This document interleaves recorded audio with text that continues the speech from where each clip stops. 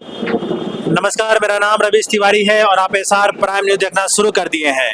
इस वक्त मौजूद है पूर्वी चंपारण जिले के मधुबन विधानसभा क्षेत्र अंतर्गत ये मधुबन विधानसभा का जन सुराज कार्यालय है। आज यहाँ पे जन सुराज के द्वारा एक पीसी किया गया था, जिसमें आगामी विधानसभा चुनाव को लेकर जन सुराज का चुनावी अभियान का आगाज किया गया। यानी कि आज से जन सुराज का चुनाव प्रचार गांव-गांव, घर-घर तक जाकर लोगों को जगाने का काम करेंगे, भ्रष्टाचार के खिलाफ आवाज उठाएंगे। हमारे साथ पकड़ी दयाल अनुमंडल के किसान प्रकोष्ठ के अध्यक्ष मदन मोहन लाल चौधरी जी उपस्थित हैं, जनसुराज से जुड़े हुए हैं, जनसुराजी हैं और काफी वरिष्ठ हैं। सबसे पहले सर स्वागत है आपका हमारे चैनल। जी, मैं किसान हूँ। मैं किसान संगठन पकड़ी दयाल अनुमंडल का अध्यक्ष हूँ और मैं जब से जन सुराज से जुड़ा हूँ, जन सुराज के लिए काम कर रहा हूँ। जन सुराज का यहाँ मधुबन के धरती पर जीत एकदम संभावित है। चलिए, आज जो आप लोग यहाँ पे प्रेस कॉन्फ्रेंस किए हैं, इसका मुख्य उद्देश्य क्या था? इसका मुख्य उद्देश्य जन जन तक जन सुराज के कार्यक्रम को घर घर पे पहुँचाना है। आज से चुनाव की बिगुल चुनावी अभियान का ये कार्यक्रम जन सुराज का शुरू हो गया। हम लोगों को बताया गया कि आप घर घर जाइए, पंपलेट बांटिए और जन सुराज का जो चुनावी अभियान है वो आज से शुरू हो गया। सब लोग अब चैन से नहीं बैठेंगे जब तक यहाँ की भाजपा सरकार के भाजपा के उम्मीदवार को जमानत जब्त नहीं कराएंगे, तब तक नहीं चैन से हम लोग बैठने वाले नहीं है, क्योंकि इनका हर जगह भ्रष्टाचार है। सबसे पहले तो हम किसान हैं, तो यहाँ पर यूरिया देख लीजिए कितना हाहाकार है। 1000 प्रति बोरा से काला बाजार में बेचा गया है। अभी सरकार का जो सर्वे चल रहा है, तो कोई जाकर देख ले, सीओ का कार्यालय में हमेशा ताला बंद, कर्मचारी भी भेंट नहीं होगा, फोन कीजिएगा तो फोन नहीं उठाएगा।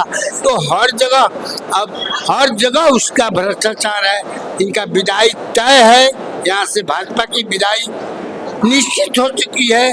अब यहाँ पर इनको कोई बचाने वाला नहीं है, निश्चित रूप से हार जाएंगे, इसमें कोई दो मत नहीं है। इनका जमानत यानी कि इस पर बदलाव होगा। जी, बदलाव के लिए मधुबन की जनता मन बना चुकी है। त्राहिमाम है, 1.5 महीना 2 महीना समय है। आज भी चुनाव हो जाए, कल अगर यहाँ पर चुनाव करा दिया जाए तो इनका जमानत जब्त हो जाएगा, इसमें कोई दो मत नहीं। इस बार चुनावी मुद्दा क्या क्या होने वाला है? चुनावी मुद्दा भ्रष्टाचार, किसान का जो कहे थे दोगुना, तो पूंजी गायब हो गया हम लोगों का। अब हम लोग जो ऐसे किसानी में हम लोगों का हर साल किसानी करते हैं, 10 कट्ठा 5 कट्ठा जमीन बेचकर अपना पारिवारिक काम चलाते हैं कि किसानी से तो लाभ हो नहीं रहा है।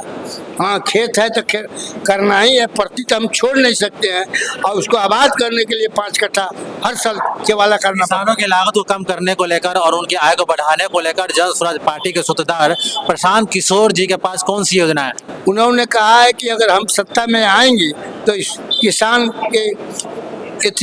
किसान के जो ये है आमदनी अवश्य दुगुना हुई। जब मनरेगा से जोड़ने की बात करते हैं, मनरेगा से अगर जोड़ दिया जाए तो किसानों की बहुत बड़ी समस्या का हल हो जाएगा और कृषि लागत जो इतना बढ़ा हुआ है कम हो जाएगा। लागतें कम हो जाएगा तो मुनाफा निश्चित है।